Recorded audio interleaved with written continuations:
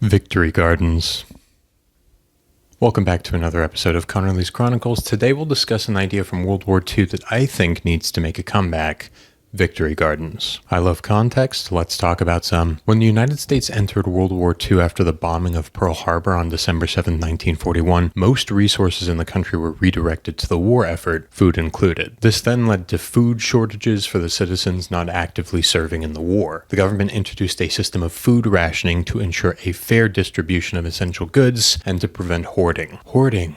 Who would ever do something like that in a time of crisis? The OPA, or Office of Price Administration, oversaw this new rationing program. It introduced a system of ration books, which contained coupons and stamps that allowed citizens to purchase ration goods at specific quantities. Meat, dairy, canned goods, coffee, sugar, gasoline, and other goods were limited using this system. Knowing Americans today, I imagine that would go over like a lead balloon.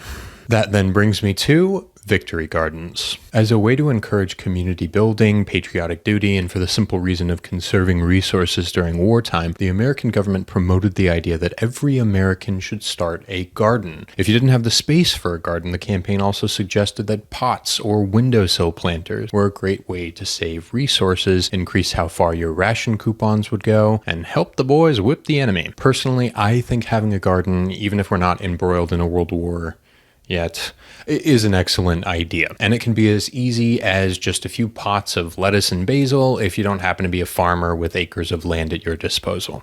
Had you heard of Victory Gardens before? Have you, or are you growing some fresh food for yourself? Does this remind you of another topic that you'd like to see covered? Let me know, and thank you for exploring with me the story of